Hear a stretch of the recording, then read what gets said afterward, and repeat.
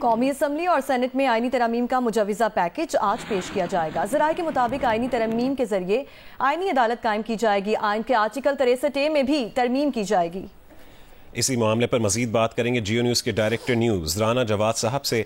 राना जवाद साहब, कहेगा कि पार्लियामेंट में पेश किए जाने वाले आईनी पैकेज के मुसव्वदे में कौन कौन सी इस्लाहात शामिल होंगी?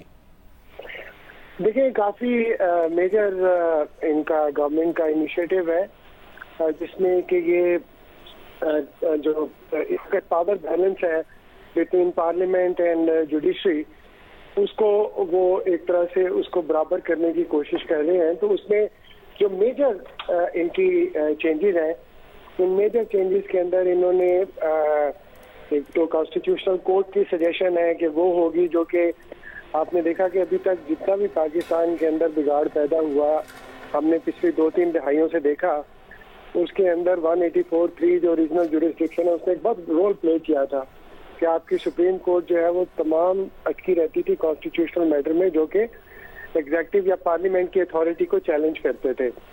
तो अब जब कॉन्स्टिट्यूशनल कोर्ट बनेगी तो वो सेपरेट फंक्शन करेगी और इस तरह से एक मेजर जो है बफर जोन क्रिएट हो जाएगा between the supreme court and the parliament.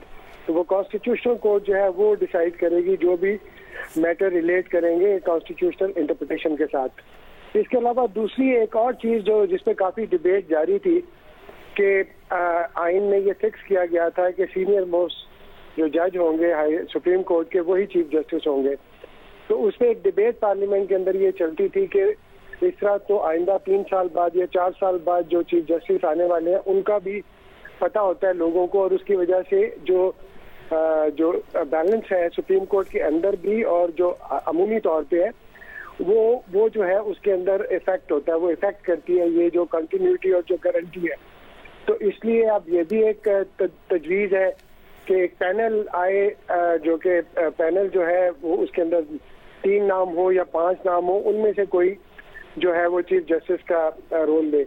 उसके अलावा आपको याद है कि एक जो पहले 18वीं तरमीम हुई थी उसके अंदर जो बुनियादी बात थी कि जो इंडक्शन थी जजेस की हाई कोर्ट्स की और सुपीरियर कोर्ट्स की, उसको सब्जेक्ट किया गया था कमीशन के लिए, जिसमें पार्लियामेंट्री ओवरसाइट डाली गई थी।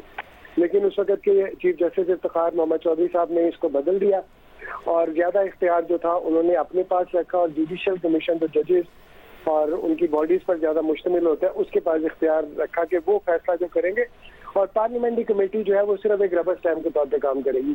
तो ये भी तजवीज़ है कि इन दोनों को मिक्स कर दिया जाए पार्टीज को, और इसके अंदर रिप्रेजेंटेशन जो है पार्लियामेंट्री ओवरसाइट की बढ़ा दी जाए, उसमें अपोजिशन भी हो, गवर्नमेंट भी हो, बाई पार्टीजान हो, उसमें जजेस की रिप्रेजेंटेशन भी हो, और एक ही कमीशन कर दिया जाए। सो ये वो मेजर चेंजेस हैं जिसके ऊपर ये जो लॉ मेकिंग है ये होगी, और इस लिहाज से हिस्टोरिक डे है पाकिस्तान के लिए ये, क्योंकि पहली दफ़ा आप जो बैलेंस ऑफ पावर है उसको पार्लियामेंट्री पॉइंट ऑफ व्यू से या जो आपकी जो पॉलिटिकल पॉइंट ऑफ व्यू से आप उसको बैलेंस करने की कोशिश करेंगे। ठीक है राना जवाद साहब, ये भी कहिएगा कि क्या हुकूमत इन तरामीम पर मतलूबा तादाद में वोट ले पाएगी? देखिए, ये तो मुझे लगता है कि हुकूमत ने तैयारी तो काफ़ी की है और उनके पास ज़ाहिर है मौलाना फजल रहमान भी उनके साथ अभी अनाउंस तो नहीं किया, लेकिन जो अंदर की खबर थी वो यही थी कि वो अपने 8 मेंबरान के साथ lower house of the parliament और फिर अपर हाउस में भी जो उनके मेंबर्स हैं वो इस तरमीम के हक में वोट डालेंगे। उसके लिए ज़ाहिर है उनके दरमियान कोई बातचीत भी हुकूमत और मौलाना फजल रहमान साहब के साथ हुई है, बहुत हाई लेवल पे हुई है। और हमारे ज़राए तो कहते हैं कि मियां मोहम्मद नवाज शरीफ जो मुल्क के 3 दफ़ा वज़ीर आज़म रहे और आज PMLN के कायद हैं, वो भी खुसूसी तौर पे आए थे और उन्होंने भी मुलाकात की थी। तो लगता तो यही है कि मौलाना फजल रहमान साहब ज्वाइन करेंगे, और वो ज्वाइन करते हैं तो शायद फिर 1 या 2 नंबर का फर्क पड़ेगा। अब इसके अंदर ये भी हो सकता है कि अगर ये टाई होती है 224 तक पहुंचने के लिए अगर कोई एक्स्ट्रा वोट चाहिए, 223 कर लेती है हुकूमत, तो 224 के लिए शायद स्पीकर अपना वोट भी कास्ट कर सकते हैं। ये भी कॉन्स्टिट्यूशनल प्रोविजन है, तो वो भी ज़ाहिर है हुकूमत के पलड़े में जाएगा। और दूसरी तरफ ये भी है कि कुछ चूँकि अभी तक ये वाक़या नहीं था कि जो सुप्रीम कोर्ट के अंदर जो अपोजिशन है जो डिवाइडेड है सुन्नी इत्तेहाद कौंसिल और पीटीआई में, और सुप्रीम कोर्ट के 12 जुलाई के फैसले के बाद उसको पीटीआई बना दिया गया। लेकिन उसके अंदर भी एक कैच ये था कि 39 लोग थे जिन्होंने अपने कागजात नामजदगी के वक्त अपनी डिक्लेरेशन दी थी पीटीआई के साथ, वो तो ऑटोमेटिकली पीटीआई के डिक्लेयर हो गए। लेकिन 41 ऐसे थे कि जिन्होंने कागजात नामजदगी में, जो कि एक रिक्वायरमेंट है कॉन्स्टिट्यूशनल या इलेक्शन कमीशन की रिक्वायरमेंट है, वो नहीं किया था। तो उनका एक फेज जो था वो अभी hanging in the balance. Supreme court ने 12 जुलाई के फैसले में कहा था कि उनमें से जो लोग अपने आप को डिक्लेयर करेंगे पीटीआई का, आप उनको पीटीआई का मान लें। अब कल इलेक्शन कमीशन ऑफ पाकिस्तान से पूछ रहे थे रिपोर्टर्स हमारे कि कितने 41 में से कितने लोगों ने डिक्लेयर किया कि वो पीटीआई के हैं, क्या सबने किया है या उसमें कोई नंबर अभी बाकी है। तो यही बताया गया कि जो 41 के 41 है उन्होंने नहीं किया, मेजॉरिटी ने डिक्लेयर किया था कि वो पीटीआई के हैं, और उन्होंने बैरिस्टर गौर के सिग्नेचर वाला लेटर भी दिया जिसको कि ईसीपी डाउट करती है कि उसके दस्तखत मैच नहीं करते। तो उसके अंदर भी एक कैच है कि उसमें भी कई ऐसे अभी तक 10-12 की तादाद में लोग हैं जिनका स्टेटस अभी डिफाइन नहीं है और वो इंडिपेंडेंट ही कंसिडर हो रहे हैं। तो वो अगर चाहें तो वो शायद इस तरफ वोट के लिए आ जाएं। तो सेनेट में तो वैसे भी उनकी तादाद पूरी है। कौमी असम्बली के अंदर 2 या 3 वोटों का मामला है जिसको मेरा ख्याल है कि हुकूमती इत्तेहाद ने मिल के रिजॉल्व कर लिया, और लगता यही है कि ये आईनी तरमीम जो है, तरामीम जो है, ये सेल थ्रू कर देंगे आज। अच्छा राना जवाद साहब, क्या चीफ इलेक्शन कमिश्नर की एक्सटेंशन भी शामिल होगी इस आईनी पैकेज में? कुछ इत्तलात हैं आपके पास इस हवाले से?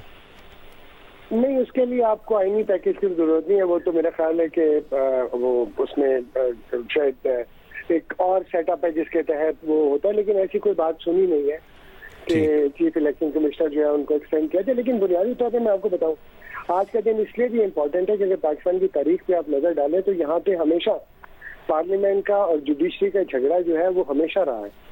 और उसके अंदर आपने देखा है कि पार्लियामेंट जो है उसने बहुत ज्यादा उसको सफर भी करना पड़ा है। वजीर आजम भी को भी हटाया गया और हुकूमतें भी तब्दील हुई, वज़रा को भी हटाया गया, पार्लियामेंट के जो फैसले थे उनको भी नलीफाई किया गया। तो अगर आज ये तरामीम सेल थ्रू करती हैं और पार्लियामेंट अपनी असेंडेंसी, अपनी इफेक्टिवनेस को रीगेन करती है, तो ये बहुत हिस्टोरिक डे है और इसके बहुत फार रीचिंग रिपरकशन है पाकिस्तान की स्टेबिलिटी, सियासत, इंटरनल स्टेबिलिटी के ऊपर भी। चीफ जस्टिस की एक्सटेंशन के हवाले से क्या मालूमात है? देखिए, उसमें तो जाहिर है अभी तक ये बात जो है ये तय नहीं कर सके कि क्या मौजूदा चीफ जस्टिस जो है उन्हीं को कंटिन्यू करना है, वो एज बढ़ा दें, तमाम जजेस की एज बढ़ा दें या उसमें इनको, तो अभी उस पर कोई तय नहीं हुआ। इस पे अभी तक ये हुकूमती जो एहलकार हैं या जो ज़राए हैं वो ये बताने से कासिर हैं कि क्या ये फाइनल हो गया या नहीं हो गया। लेकिन अगर तो कॉन्स्टिट्यूशनल कोर्ट बन जाती है तो कॉन्स्टिट्यूशनल कोर्ट के अंदर शायद काजी फाइज ईसा साहब को वो उनको ओहदा दिया जा सकता है, क्योंकि पार्लियामेंट के पास ये एविडेंस भी मौजूद है कि काजी फाइज ईसा जो है, जब ये 50वीं आइन की सालगिरह थी तो उसमें सुप्रीम कोर्ट की तरफ से जो वाहिद रिप्रेजेंटेशन पार्लियामेंट और आइन की सुप्रीमेसी के लिए की गई थी उसमें काजी फाइज ईसा साहब आए थे। तो शायद उनका ये क्रेडेंशियल है कि अगर ये आइनी कोर्ट की मंजूरी हो जाती है तो उसके अंदर फिर काजी फाइज ईसा साहब को शायद लगा दिया जाए। इस वक्त ये कहना मुश्किल है कि क्या उनको जो तरमीम करके उनकी जो रिटायरमेंट एज है उसको बढ़ा के उनको एक्सटेंशन दी जा रही है कि नहीं, अभी तक फैसला जो है it is still in Limbo. ठीक है, डायरेक्टर जियो न्यूज़ राना जवाद साहब, बहुत शुक्रिया तमाम तक तफसीलात के लिए।